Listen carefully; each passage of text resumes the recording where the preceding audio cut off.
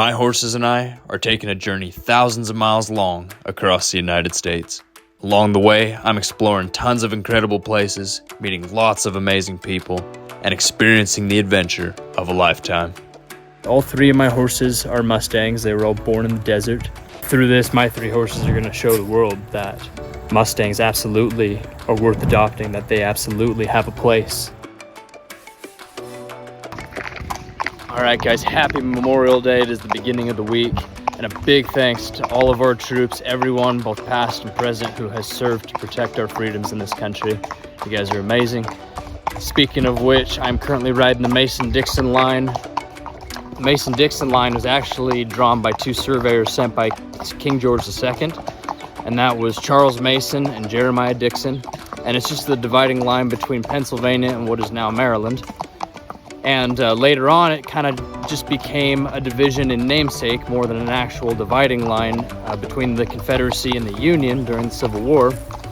So that's why we think of it as the division between the North and the South, but really it's just the dividing line between Pennsylvania and Maryland. And those happen to be Confederates to the South and Union to the North in that particular location. So, all right, guys, I am celebrating this Memorial Day by coming into state number 15. Welcome to Pennsylvania. Holy cow, 15 states. Yeah, pretty cool. So far, we're liking Pennsylvania. Got a little bit of light rain on and off today, but better than flies. All right, guys, it is Tuesday, and I am leaving Rouserville, Pennsylvania. Gonna be headed into Gettysburg today. I'm super excited. We're gonna go ride through the historic Battlefield Park, and we got a place to stay over at the Daniel Lady Farm, which is a historic site as well. So it should be a cool day. Very historically enriching.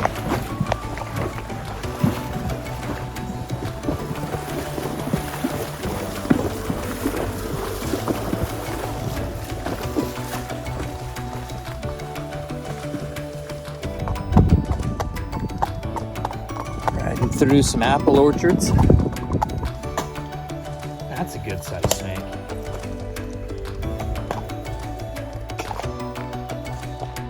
Rat snakes, as the name suggests, eat rodents, and they are not venomous.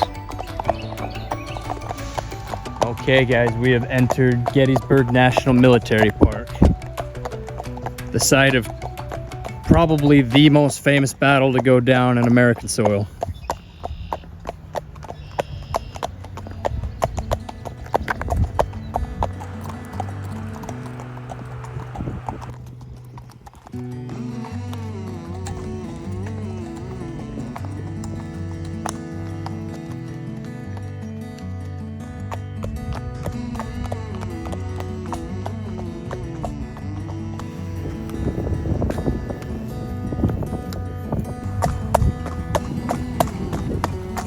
All right, we are in Gettysburg, Pennsylvania.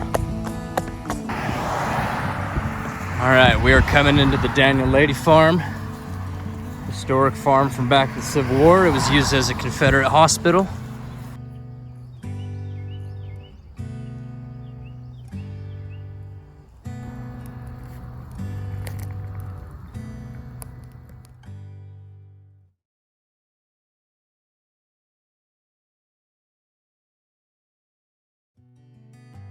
As I rode past the fields of Gettysburg, I began to understand why it's known as hallowed ground. Not only is it the site of one of the most important battles to happen in American history, it is the place where thousands upon thousands of men gave their lives in the name of freedom. A place where our fate as a country was ultimately decided. In 1863, the Confederacy was on the verge of losing control of the Mississippi River. In an attempt to distract Ulysses Grant from this campaign, General Lee proposed that he take the Northern Virginia Army on to Washington. On July 1st, Confederate troops entered Gettysburg and began to have skirmishes with the Union garrison. In the days to come, a great series of battles would occur. Some of these included Cemetery Ridge and Little Round Top, all of which would be decisive victories for the Union. In total, over 165,000 men fought at the Battle of Gettysburg. Under General George Meade, the Union had 23,000 casualties, and under Robert E. Lee, the Confederacy had 28,000 casualties. In the Battle of Gettysburg, the Confederacy lost 1/3 of its army. This was a decisive victory for the Union and a tipping point for the American Civil War. From that point on, the rebels were fighting a defensive war until their eventual defeat and treaties were signed. Personally, I consider myself the freest man that I know. And between being in this place and that, I know that freedom has a cost. Freedom is not for free. On July 2nd, 1863, Daniel Lady and his family were still living on their farm, even while Confederate troops marched through Gettysburg.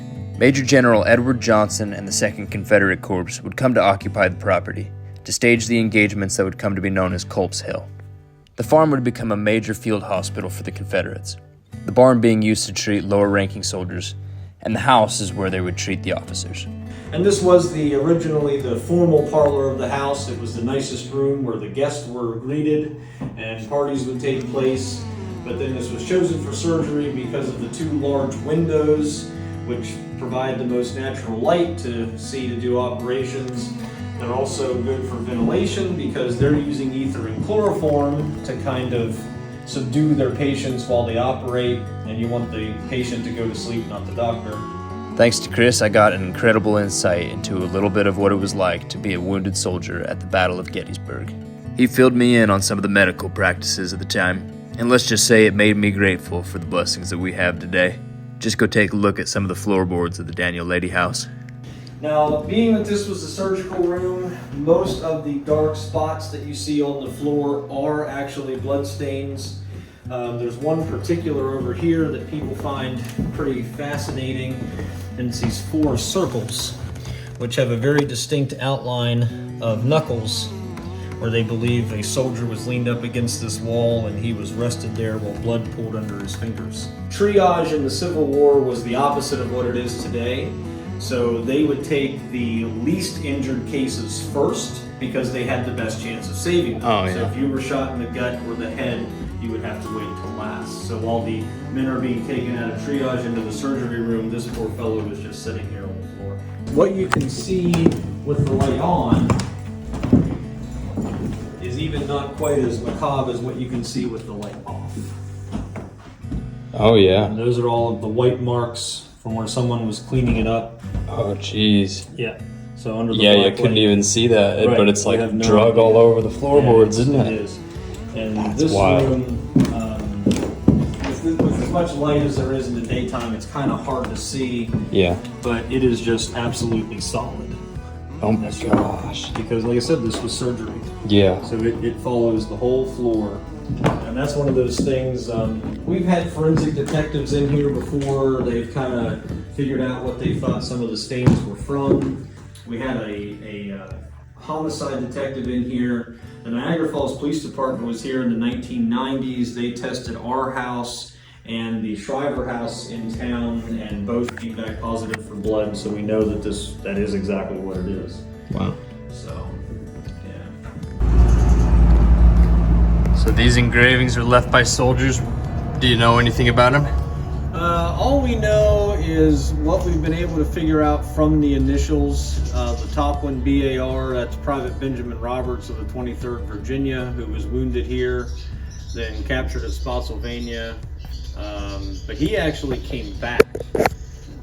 There's numerous places on the outside of the barn where we got BAR carvings. And then Aaron Eubanks, ABE, 3rd North Carolina. And then on the other window seal, there's a 44 JB, which could be for either Jones's brigade, or there was numerous people in the 44th that had those initials. All right, we made it a good ways down that road, but it's crazy busy and not really anywhere to be. I was riding in people's lawns. But then this one lady came out of her house and said behind their storage unit set up here, they've got a trail and it'll take me over past the cavalry park. So we're gonna take this little back way. All right, well, a big thanks to Chris and Ed at the Daniel Lady Farm for giving me a tour of the place, teaching me all about it. Anyways, I am leaving Gettysburg and headed over to a little town called Spring Grove. And yeah, it's kind of in the direction of York. That's where we're gonna be staying the night.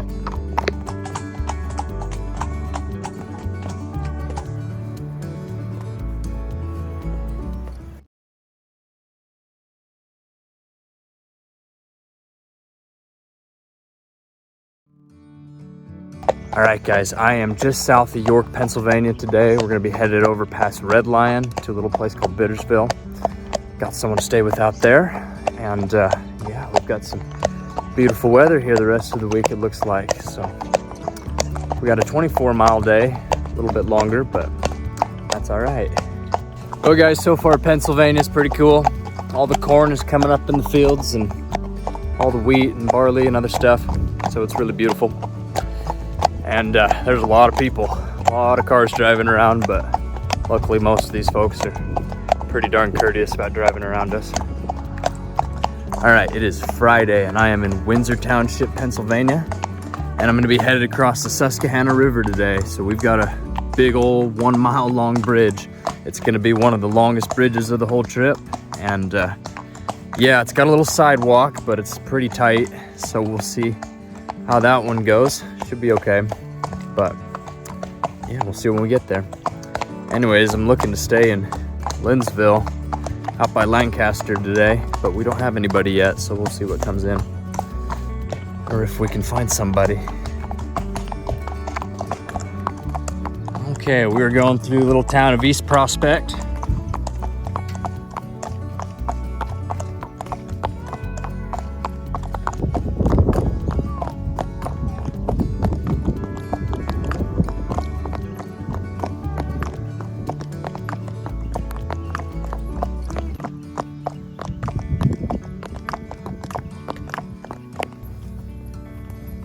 Okay, guys, we found this little side trail through the woods to get us off the highway, get us a little bit closer to Wrightsville. Hard to see here, but the Susquehanna River is right down there, and it is massive. Okay, we are going through Wrightsville. All right, we're getting on.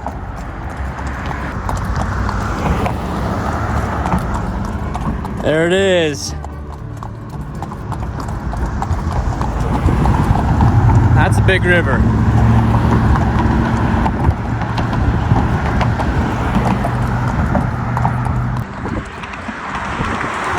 Add this to the list of craziest things I ever done. I would take a ferry over the Mississippi before I would do this. This is wild. Got a little hairy there. There are these loose panels. Every so often, every eighth of a mile about, it was a mile-long bridge. And we had to like maneuver around them because some of them were loose and yeah, pretty hairy. But yeah, it worked out just fine. Denver likes Rowan. You're his new favorite person. All right, guys, it is Saturday and I'm in Lancaster, Pennsylvania. We're doing a 22-mile day today. We're going to a little town called Denver.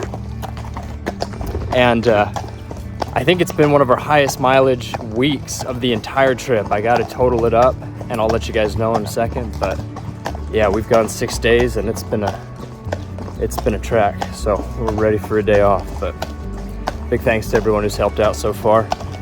Looking like it's gonna be a beautiful day, having some great weather, and summer is definitely here, that is for sure. Okay, we are going through the town of Mannheim. So folks, we are in the heart of Amish country in America, here north of Lancaster, and that means a lot of big old draft horses, standardbreds, buggies going down the road, and a lot of produce stands too. All right, guys, I got a super cool opportunity this weekend. I got a boot scoot and boogie with Jess Zimmerman and hang out with the Jess Zimmerman band in PA. They threw a fantastic barn party. It was such a good time. But yeah, if you don't already listen to Jess Zimmerman, go check her out on Spotify. Absolutely phenomenal music. She's also got concert tickets on sale, so absolutely get you guys to one of those shows. I know I'm gonna be at one down the road here. So big thanks to Jess. She also drove my load ahead one day, so thanks to her for all the help. All right, guys, it is the end of week 36, and I'm in Denver, Pennsylvania. Thank you so much to everyone who helped out this week. Also, thanks to you guys for watching this entire video. I hope you enjoyed it. If you did, smash that like button. Also, if you want to get yourself a Year of the Mustang t-shirt or a hat or a hoodie or anything like that, go to yearofthemustang.com. We got it all there for you guys, so go hit that up. Also, subscribe so that you see the videos we have coming out every single week. Get notified about it.